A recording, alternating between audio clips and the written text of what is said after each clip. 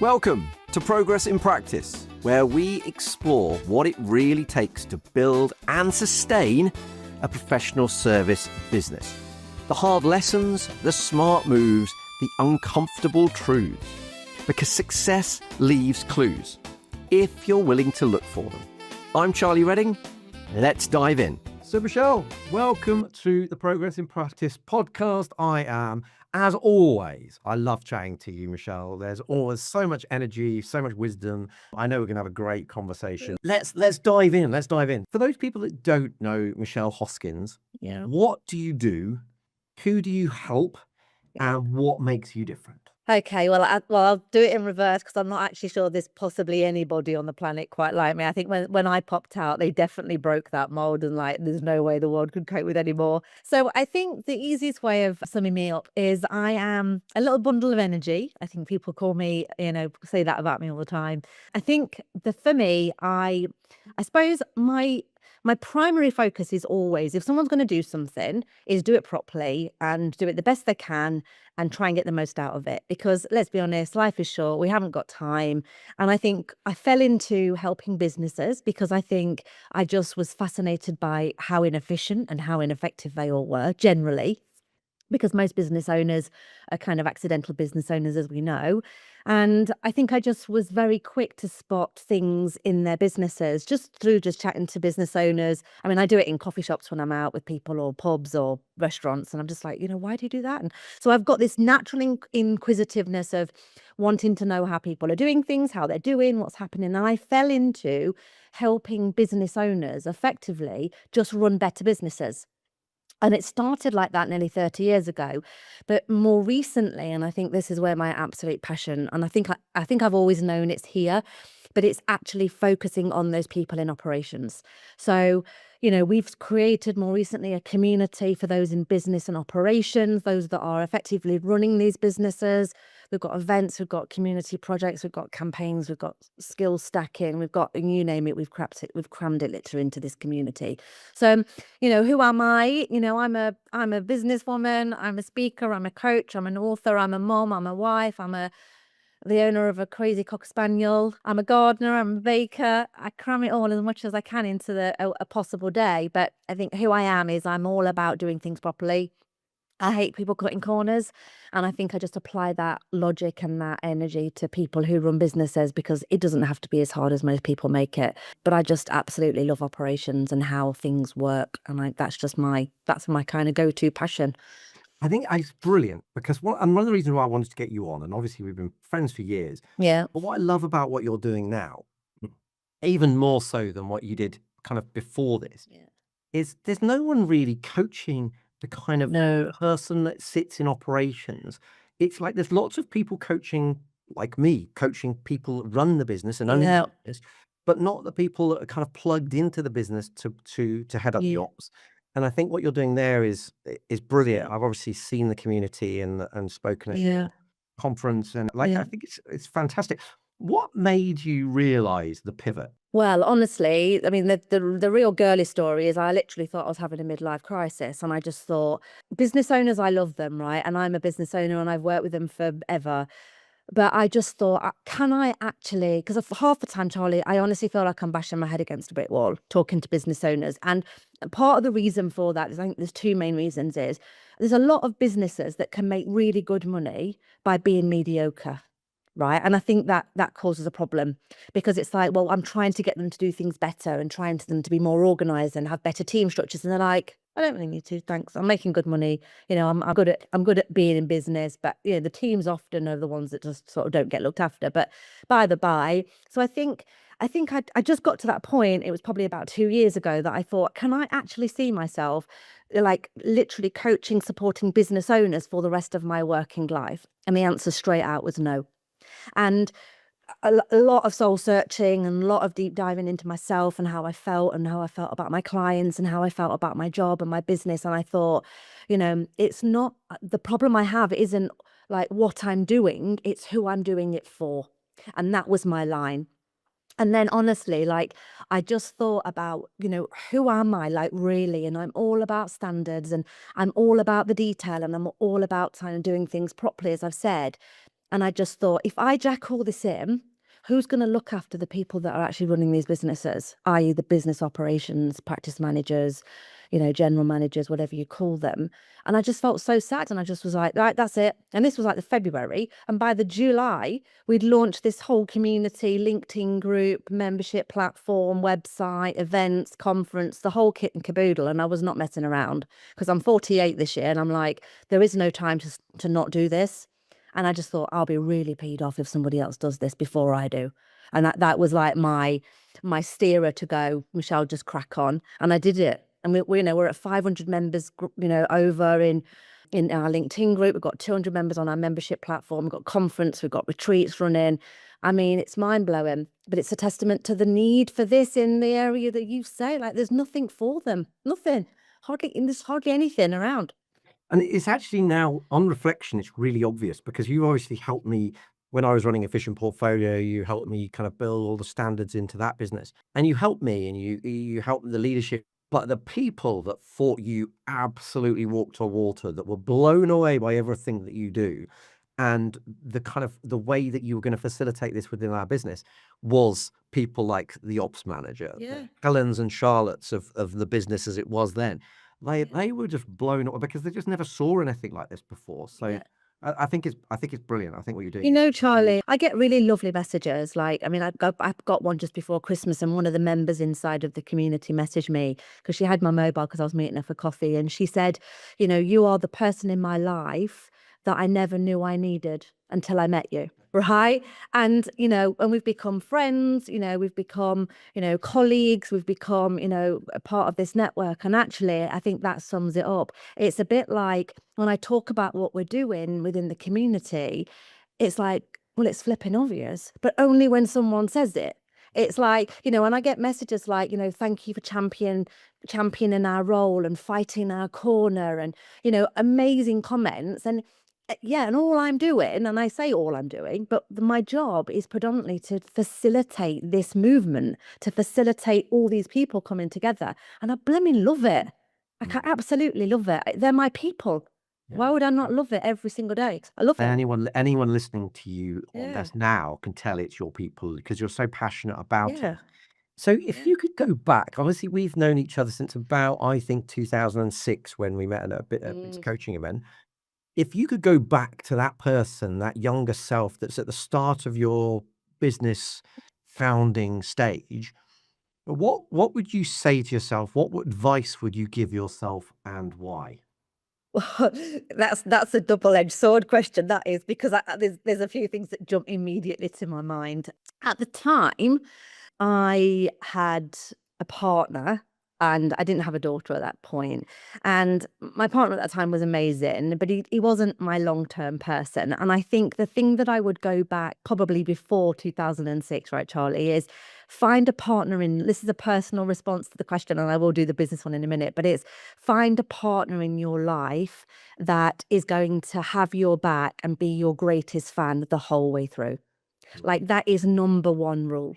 And I've made some absolute flipping howlers decisions over the life of, relationships, people who have drained all my money, people who have I thought they had my back but didn't.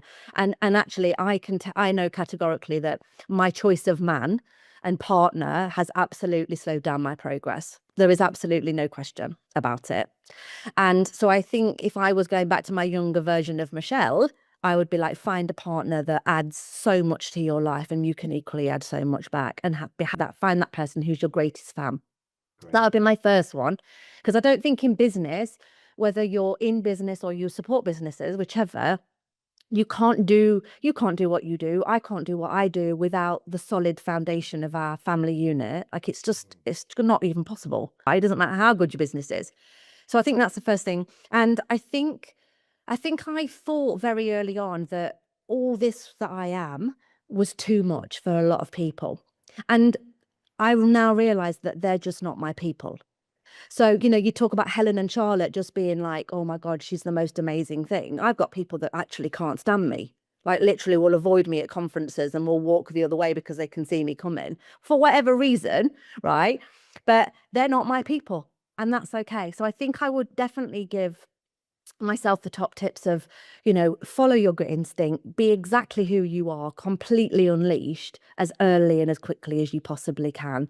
And all this kind of, you're too much, maybe people don't want to hear it, maybe that's not a good idea. I'd just be like, remove it from your mind, like as soon as it enters, because I'm 20 years later than I should be.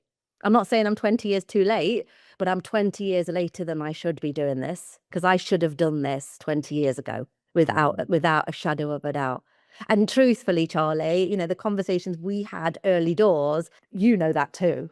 Like, I mean, I remember at the time you must be thinking, what is she doing? Like, what is she like? She's doing this, but really she should be doing that. And you're a business coach, right? So I think it would just be just do it. Follow your gut instinct and just let yourself loose on the world. And I think we'd be 20 years further down the line. But better late than never is what I keep saying to myself. Like, bring it on. Bring it on. Absolutely. And I think that's, it's really, really important. And it may be already the answer to the question I'm going to ask next. But I'm going to ask it anyway, in case it brings something out differently. And obviously, so you've got a daughter. If you couldn't leave any money or any assets to her, but you could just leave one piece of wisdom, what would that be? Well, the one I think about this again, a two-sided answer. I think about this all the time, and I think to myself, Ruby, I actually say this to her all the time, like, be confident. Because I see so many people getting their own way or talk themselves out of something or stop themselves achieving their potential because they have this imposter syndrome, lack of confidence. So confidence is believing everything that you're doing. And the second thing I think is just don't ever settle for more than you deserve. And everybody knows what they deserve. Everyone knows what they deserve in partnerships, in life, in success. And don't settle for anything less than that. Would be it.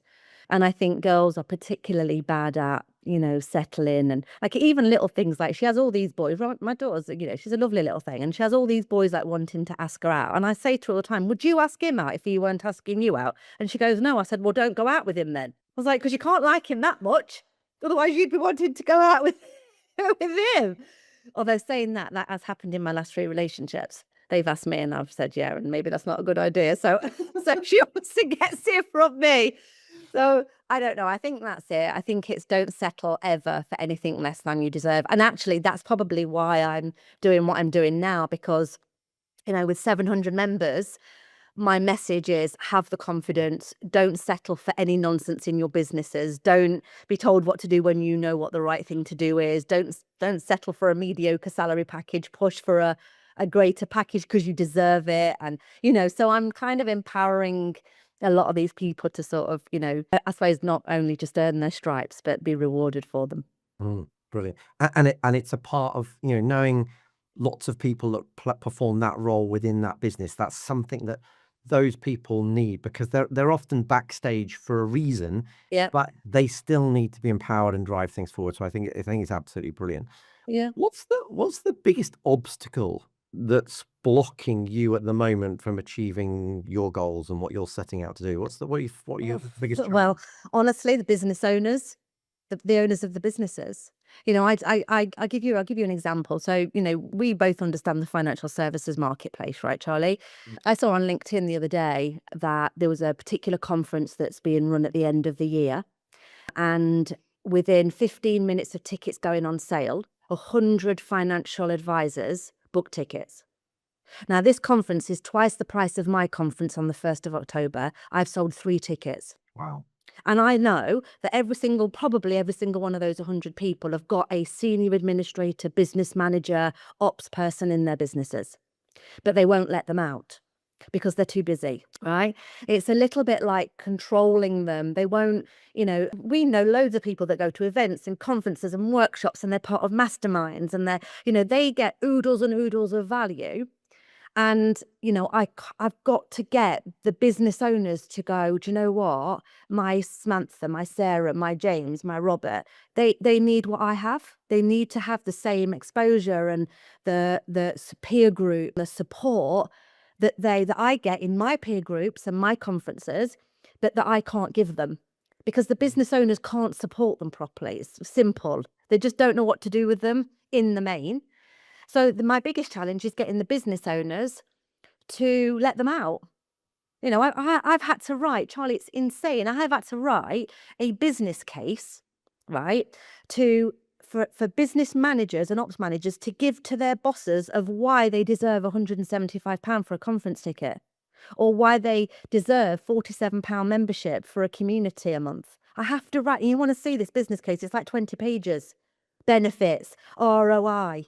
And they will do that on a dinner out with a client before the mains arrived. Right. So actually my biggest challenge at the moment is business owners actually going, yeah, I need to do this because I can't do this without these people, and I need to let them flap their wings and do their thing. And the other thing is, just as a side point, which is not the main thing, I need industries and professional sectors to get behind this. Like I'm putting sponsorship offers out and sponsorship packages for events and conferences because I can just put on a better conference, because I can't charge any more than £175 for that conference ticket, because I've got people who won't be supported to pay that amount of money. I can't double the price of that ticket. I'll have nobody in the blooming room. So if I can get sponsors, whether it be back office systems or document management or business systems or HR companies, whoever that want to get in front of business and operations managers, who quite frankly are the future decision makers of all business, right? Because business is going to get more difficult to do, then I need that support to like champion that behind the scenes, because, I can't charge £300 for a ticket. I'll have nobody in the room. And it's so sad.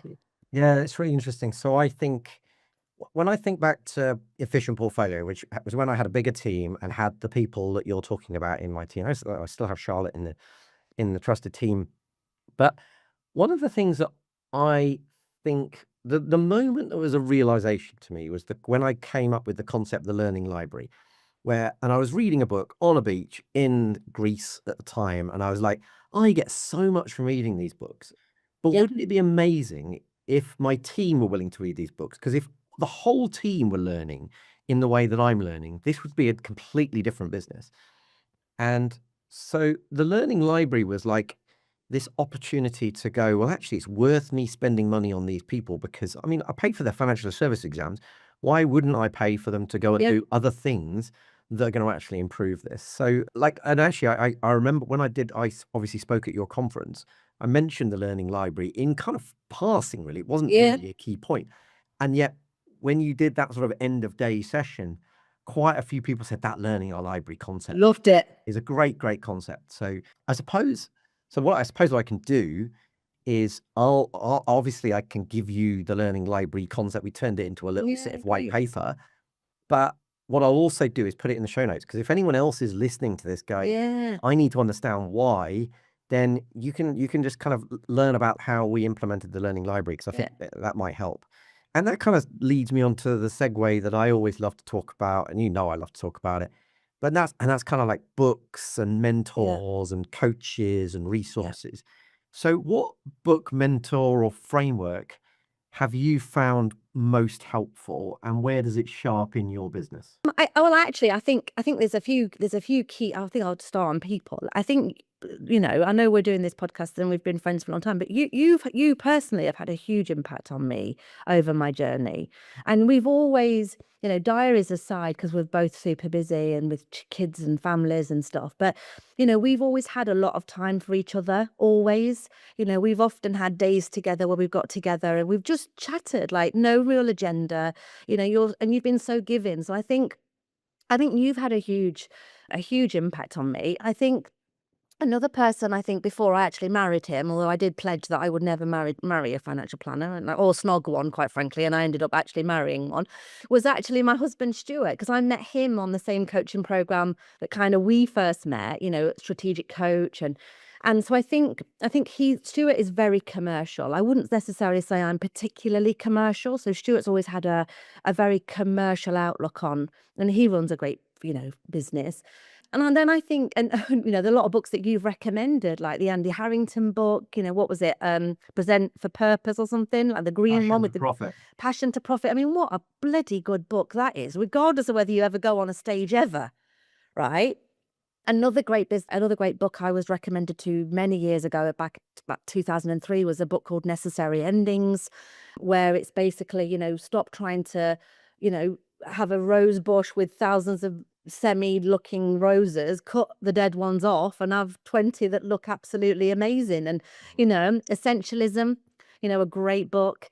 And I think these have all, and there's many, many, many more, right? But I think they've all shown up in little bits. They've almost when I've read them, I almost bring the sparkly pixie dust and just sprinkle it over my business. So I can't tell you one thing that I've learned from all of them, but I can definitely tell you they've influenced. And I think that's the point. Like, what I'm actually saying is I've put myself in an environment around amazing people, reading great books, listening to great speakers, and if you think about it, some of our best conversations, as many do, happen at the bar, in a coffee shop, on a beach, at a conference. Look at that walk we did when we got to, was it Miami? I think we got up and I think we did that.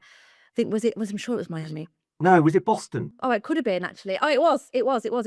And we literally just we landed and we just went for a run. And Oh, no. You are talking it was about. Miami. It was Miami. And we just walked, didn't we? We just walked and walked and walked. We found the Whole Foods and then walked back, and we just chatted for, and that's, I suppose, where the magic happens, truthfully. I don't think it's ever a silver bullet in one thing or one book. And I think that's what I'm creating in Bombs. That's what I'm trying to create for these operations managers. Just the chats. And it's something I've found myself saying more and more lately, is it's really difficult to find an idea that will make 100% difference, but it's actually quite easy to find 100 ideas that will make 1% difference. The outcome is the same. So like what you're describing is exactly this. It's like, okay, 1% idea here, 1% idea here, 1% idea here, and actually it builds into something amazing, as opposed to kind of going out there and looking for the, oh my God, the spectacular one. So I think that's and I think one thing that you have definitely inspired me over anybody else, hands down, is this like, and I'll use the word incessant because I think that is the right word, but this incessant desire to just learn and learn and learn. You're like a sponge. And I know you do stuff when you're running and on your bike and all that, and you're listening to loads of stuff, but everybody needs to take a leaf out of your book, and I'm like, be more Charlie, like listen more, read more. But it's because you're quite right. You never know what you're going to pick up from that conversation, that book, that audio book, whatever. You've got to be in it to win it. Yeah, absolutely. And you think, you get to the end of a book and you go, okay, maybe I did find one idea in that could improve things. So the question, if you read one book a year, that's one idea, isn't it? Oh, You good. read a book a week, that's 52 Yeah. ideas, isn't it? So it's Yeah. a different approach, but it's very But- kind of you to And say. this is the magic thing, is like, many of your ideas, you've taken them back into your business and actually had somebody help you implement them, right? Because there's no way in this world you're ever going to be able to take any of those ideas and just do them yourself. And that's where the people that are holding the business up from the inside, where they are the people that are going to help you implement. And that's what's magic about it, really, for me, is helping those people help you run these amazing businesses. Well, I mean, we all know that the biggest bottleneck in most businesses is the business owner. So if you can get yourself out of the way and have, the people that are actually running a lot of the backstage stuff improve without your needing, you to do it, I think is incredibly valuable. So there's business owners listening to this that are thinking, how do I find out more about Michelle Hoskins, about Standards International, about kind of getting my ops person to come and be a part of that community? Where's the best place for them to go find you? The best place to go is the website, because there's all sorts on there, and that's leadersinbusinessoperations.com. And this is where we've got details about our community, our events, who's in our team, what knowledge and support we share. There's oodles and oodles of information on there, and it's almost like a gateway to other things. We've also got a group on LinkedIn, which is the Business and Operations Management Network. That's on LinkedIn. Find me on LinkedIn, just Michelle Hoskin. And, just reach out by email and we can put the details in. But, I just want to find out what people are trying to do, why they're not letting their business and ops people out of the office. Like, what are they scared of? What might they need and most of them have no training and no support, and the business owners have no clue what to do with them at all. So they give them these grand titles, these pay rises, and then hope for the best and hope they'll stick around. And they are the biggest flight risk role in that business, in every business, because they're the most unsupported person in that team. And that's what we're here for. And I, having been at your conference last year and seen this community, I could not recommend highly enough sending the team, the ops manager to this event, because I think you're absolutely right. The flight risk is huge. But also, as you and I know, like one of your 6 human needs is growth. And people, like, if you're paying them a good salary, they're unlikely to leave for a bit more money. But if they don't think they're growing and developing, they will leave. And I think one of the greatest impacts of the learning library for me was when everyone felt that they were growing individually. They very rarely wanted to leave. I agree, and I know, and just to springboard from what you just said, the reason that BOMS is different is it's founded on growth. We have these 4 foundations of learning, right? So it's founded on growth, but it's about growing together as a community. So all of our events, everyone's involved. All of our check-ins, everyone's involved. Like, we leave nobody behind. Like, no one is left out. Conference, everyone's invited. It's not an exclusive members-only conference. Everyone's invited. If they're in any sector, in any business, they're invited. Our retreat is the same in May. It's open doors. Like, if you want to buy a ticket and you're in that role, come in. We're here for you. So it's growth in numbers for me, Charlie. It's like, let's grow together. Let's support together.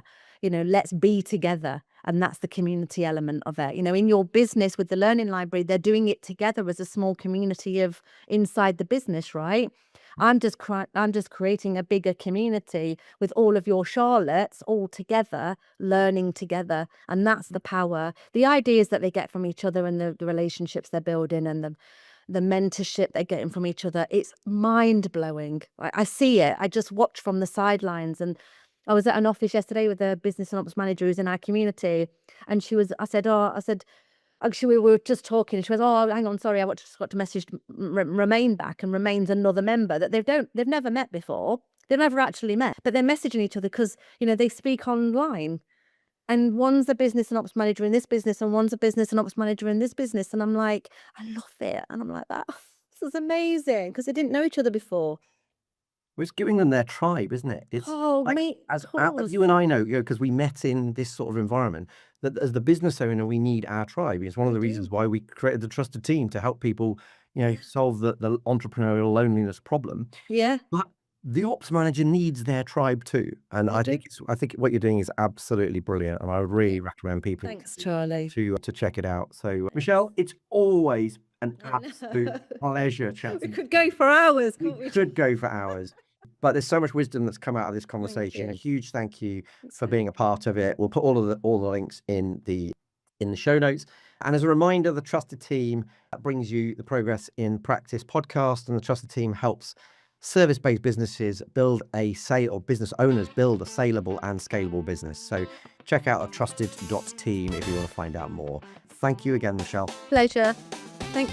If this conversation resonated, you'll find more support, structure, and community inside the Trusted Team, where ambitious service-based founders come to build businesses that are scalable, saleable, and sustainable. You can find out more at thetrusted.team. And if you're enjoying Progress in Practice, please make sure you follow the show and leave a rating and review. It really helps more founders find these conversations and to bring you better and better guests. So until the next time, keep progressing.